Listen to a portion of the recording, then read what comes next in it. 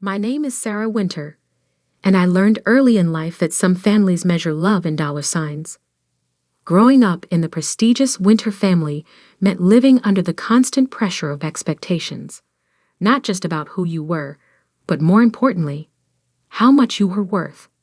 I was always different from my cousins. While they chased corporate dreams and fought for positions in the family's investment firm, I saw a different path. Energy infrastructure fascinated me. The intricate systems that powered cities, the potential for sustainable solutions, the way everything connected. But in the Winter family, if you weren't in finance or real estate, you might as well not exist. Another crazy idea, Sarah, my cousin Marcus would say, his voice dripping with condescension whenever I tried to explain my passion for renewable energy. I suppose someone has to read electric meters for a living. The annual Winter family Christmas gathering was always a parade of wealth and achievements. This year was no different as we gathered at Uncle Philip's mansion, a sprawling estate that screamed old money and privilege. The 20-foot Christmas tree in the foyer dripped with ornaments worth more than most people's cars. Aunt Victoria stood by the fireplace, diamond tennis bracelet catching the light as she gestured with her wine glass. Did you hear about Marcus? Just closed a $50 million real estate deal. Following right in his father's footsteps, her eyes slid to me, sharp with disapproval. And Sarah, are you still doing that? What was it again? Something with power plants? I took a slow sip of wine, remembering the contracts sitting on my desk at home. Contracts they knew nothing about. Yes, Aunt Victoria, still working in energy. My cousin Olivia, fresh from her promotion to VP at Winter Investment Group, snickered. God, Sarah, don't you get tired of being the family charity case? Even the cleaning lady drives a better car than you. I glanced out the window at my modest Honda Civic parked among the Mercedes and BMWs. They had no idea that I chose to keep driving it even after Winter Peak Holdings, my company, had acquired its fourth power utility. Speaking of charity, Uncle Philip's voice boomed across the room as he joined our little circle. It's time for the gift exchange. Though Sarah, dear, if you couldn't afford to participate this year, we understand. The room fell quiet as everyone turned to look at me. This was their favorite part. The annual ritual of expensive gifts that served as a measuring stick of success. I watched as Olivia unwrapped a Cartier watch from Marcus, as Aunt Victoria exclaimed over a first-class vacation package from her husband. When it was my turn, I handed out simple cards to each family member. It's not much, I said softly, playing my role. Just something small to show I care. Marcus barely glanced at his card before tossing it aside. How thoughtful. A card. Maybe next year you can afford actual presents. I saw my card flutter into the wastepaper basket, and something inside me hardened. They had no idea that those cards contained information that would become very relevant very soon. You see, while they were busy mocking my career choices, I had been quietly building an empire.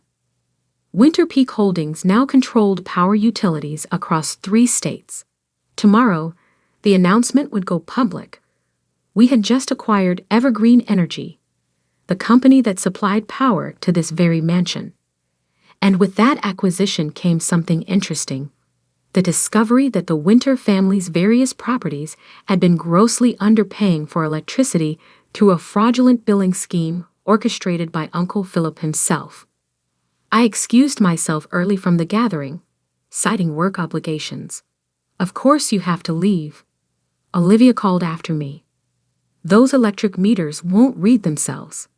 As I drove home in my trusty Honda, I smiled, thinking about the letters that would arrive with their January bills. Detailed audits of years of fraudulent billing, demands for back payment with interest, and notification of new ownership. Soon they would learn that the family's charity case now held the switch to their lights. But that was tomorrow's drama. Tonight, I had contracts to sign and an empire to run. The power company acquisition was just the beginning. I had spent years building Winter Peak Holdings from the ground up, careful to keep my name hidden behind layers of corporate structure. Not out of shame, but because I knew this day would come. The day when my family's mockery would finally meet reality. Let them laugh at my Honda. Let them sneer at my simple gifts.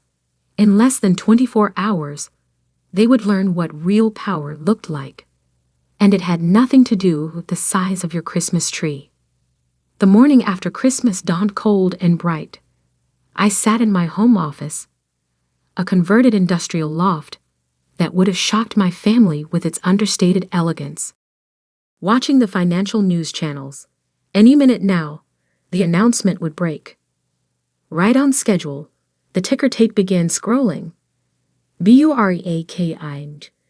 Winter Peak Holdings acquires Evergreen Energy in $2.8 billion deal.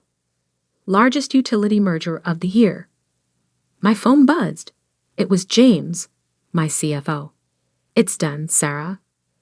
The audit notices are being sent out right now. Every Winter family property will receive their updated bills by noon. I glanced at my watch. 10:30 a.m. Uncle Philip would be at his usual late breakfast. Aunt Victoria would be at her yoga class. And Marcus would be bragging about his latest deal to anyone who would listen. Their peaceful morning was about to shatter. The first call came at 11:45 a.m. Uncle Philip's name flashed on my screen. I let it go to voicemail. Then, Aunt Victoria. Then Marcus. By noon, I had 17 missed calls from family members. The emails started flooding in too. URGENT. Regarding Evergreen Energy bill. Need to discuss power company situation immediately. What is the meaning of this outrageous bill? I opened Uncle Philip's email first. His usual pompous tone had given way to barely contained panic. Sarah, there must be some mistake. We just received a bill from Evergreen Energy, now apparently Winter Peak Holdings, claiming we owe $847,000 in unpaid utilities and penalties. This is obviously an error. Call me immediately. Attached was the audit notice I had personally approved. It detailed 5 years of fraudulent billing schemes, manipulated meter readings, and falsified usage reports. Everything was meticulously documented, every number triple-checked. At 1 p.m., my office phone rang. The receptionist's voice was amused. Ms. Winter, your cousin Marcus is in the lobby. He's quite insistent about seeing you. I straightened my blazer and smiled. Send him up. Marcus burst through my office door, his designer suit wrinkled, his face red with fury. He stopped short when he saw me sitting behind the massive desk. The city skyline spread out behind me through floor-to-ceiling windows. What the hell is this? He waved a stack of papers. Some kind of joke. I leaned back in my chair. The audit papers seem quite clear, Marcus. Winter family properties have been underpaying for utilities for years through various fraudulent schemes. Winter Peak Holdings is simply correcting this oversight. Winter Peak. His face went from red to white. You own Winter Peak Holdings? Founded it 6 years ago, I said calmly. Built it from the ground up, while you were all laughing at my career choices. He sank into one of the visitor chairs, papers slipping from his fingers. The card? At Christmas. It was a notice, wasn't it? A courtesy heads up. I did try to warn you all, in my own way.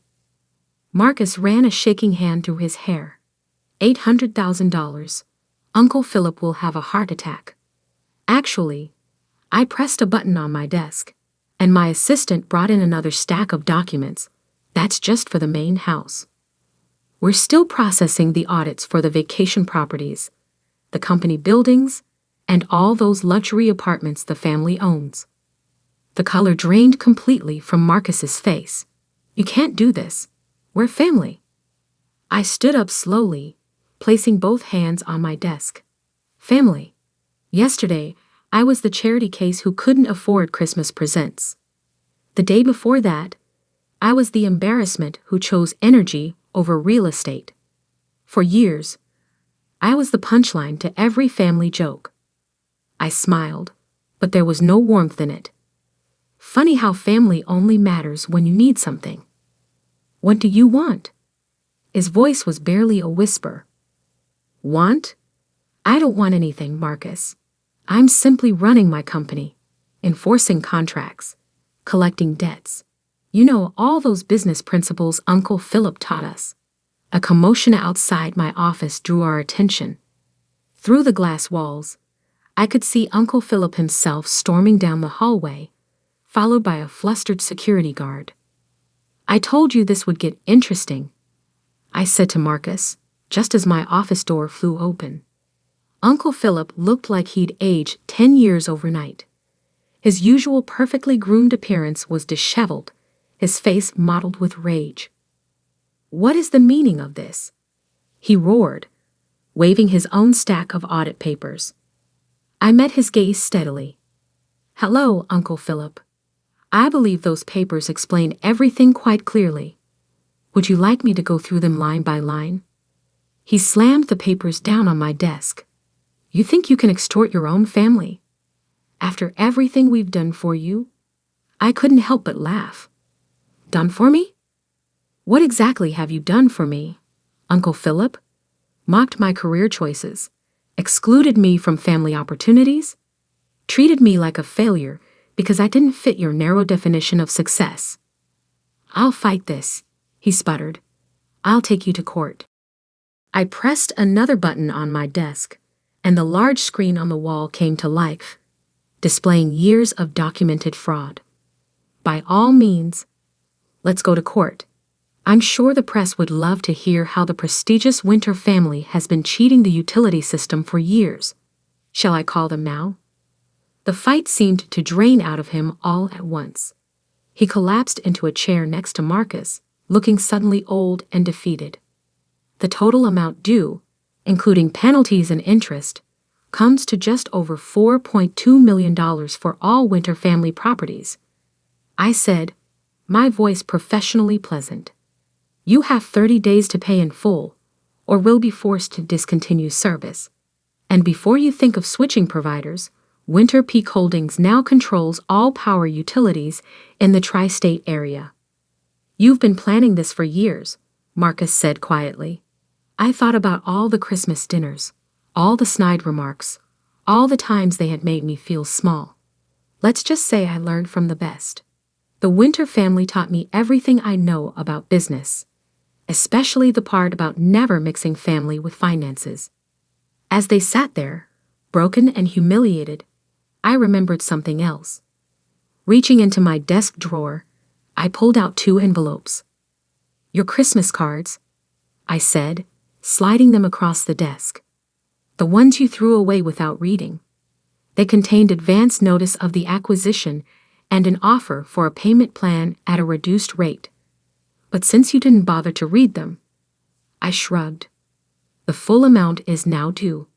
Uncle Philip and Marcus stared at the envelopes, the final twist of the knife in their wounded pride. Now, I said, standing up, I have a board meeting to attend. My assistant will show you out. Happy holidays. As they shuffled out of my office, I heard Marcus mutter, She played us. All these years, she played us. I smiled, turning to look out at my city. No, Marcus, I didn't play you. I just learned to play the game better than you ever did. But this was just the beginning. The real storm was yet to come, and I had a feeling the Winter family's new year was going to be very interesting indeed. The next few weeks were a symphony of chaos. The Winter family, once so proud and untouchable, was unraveling thread by thread. My assistant forwarded me an email chain she'd accidentally been copied on. The family was desperately trying to gather the money for the utility bills. Uncle Philip had already maxed out his credit lines. Marcus's real estate deals were largely leveraged paper wealth. Aunt Victoria's jewelry was being quietly appraised for sale. But the best part? They still hadn't realized the full scope of what was coming. I sat in my office, reviewing the latest reports when my phone buzzed. It was Olivia. "We need to talk," she said, her usual smugness replaced by barely controlled panic. "The Winter Investment Group's accounts. They're frozen." I smiled, spinning slowly in my chair to face the city skyline. "Oh, that's concerning. Don't play dumb, Sarah. This has you written all over it." She was right, of course. The utility audit had been just the opening move. While investigating the fraudulent billing, my team had uncovered something much bigger: years of financial mismanagement and questionable transactions at the Winter Investment Group. "As a major utilities provider," I said calmly, "Winter Peak Holdings has a legal obligation to report any suspected financial irregularities we discover during our audits. The SEC is very particular about these things." The silence on the other end was deafening. "You," Olivia's voice cracked, "you reported us to the SEC?" "Not just the SEC. The audit findings have been shared with all relevant regulatory bodies. I believe the FBI's Financial Crimes Unit is particularly interested in some of Uncle Philip's creative accounting." Another call beeped through. Aunt Victoria. I put her on conference. "Sarah, darling." Her voice dripped with desperate sweetness. "We need to discuss this like family. Surely we can come to some arrangement." Family. I repeated the word thoughtfully. Funny how that word only matters when you need something. Last Christmas, I was the embarrassment. The charity case. Remember? "We were just teasing," Aunt Victoria protested. "You can't destroy the family over some hurt feelings." "I'm not destroying anything," I replied coolly. "I'm simply running my business and following the law. Isn't that what you all taught me? Business is business?" The next day, headlines exploded across financial news. Winter Investment Group under federal investigation. Winter family empire faces multiple fraud allegations. Winter Peak Holdings CEO uncovers multi-million-dollar utility fraud. By evening, my office lobby was filled with reporters. Everyone wanted to know how the quiet winter cousin had built a power company empire right under her family's noses. How the supposed failure had become the one holding all the cards. I scheduled a press conference for the following morning. It was time to step fully into the light. The conference room was packed. Cameras flashed as I took the podium, dressed in a power suit that cost more than all the Christmas gifts my family had ever given me combined. "Good morning," I began, my voice clear and strong. "I'm Sarah Winter, CEO of Winter Peak Holdings. Today, I want to discuss our recent acquisition of Evergreen Energy and our commitment to corporate transparency and accountability." In the middle of my speech, I saw them slip into the back of the room: Uncle Philip, Aunt Victoria, Marcus, Olivia. Their faces were ashen as I detailed the fraud investigation, that SEC involvement, the complete restructuring of all Winter family business interests. After the conference, they cornered me in my office. "You've destroyed us," Uncle Philip said hoarsely. "The family name." "The family name?" I cut him off. "The same name you said I was disgracing by working in energy? That name." "What do you want?" Marcus demanded. "Name your price." I walked to my window, looking out at the city I now partially powered. "I want you to understand something. Success isn't measured by how many people you can step on. Power isn't about who has the biggest house or the most expensive car." I turned back to face them. Real power is about building something meaningful, something that lasts. While you were all playing rich family politics, I was creating an empire that actually matters. "So this is your revenge?" Olivia whispered. "No," I shook my head. This is justice. Every fraudulent dollar will be repaid. Every illegal scheme will be exposed. And the Winter family will learn that actions have consequences. I pressed a button on my desk, and security appeared at my door. Now, if you'll excuse me, I have a company to run. Oh, and don't forget, your utility bills are due next week. As they were escorted out, I saw something I'd never seen before in their eyes. Respect. Not the kind that comes from fear or money, but the kind that comes from being completely and utterly outplayed. The Winter family's power had always been built on appearances, on old money and older secrets. But real power? That comes from being underestimated, from being patient, from building something true while others laugh at your dreams. 1 year later, I hosted the family Christmas dinner in my penthouse apartment. The same relatives who once mocked my Honda now arrived in modest cars, their designer clothes replaced by department store brands. The Winter investment group had been dissolved. Uncle Philip was facing criminal charges, and the family fortune had been largely wiped out by fines and restitution payments. But something else had changed too. The smears were gone, replaced by genuine conversations. The boasting had given way to honest discussions about rebuilding, about learning from mistakes. As I stood at my window, watching the city lights twinkle, lights powered by my company, Olivia approached me. "I never apologized," she said quietly, "for all those years of everything." I smiled, thinking of that last Christmas when they'd called me poor. You know what the funny thing is? I never wanted their money or their approval. I just wanted them to see me. Really see me. "We see you now," she said softly. Yes, I agreed, watching my family gather around my Christmas tree, humbled but perhaps finally real.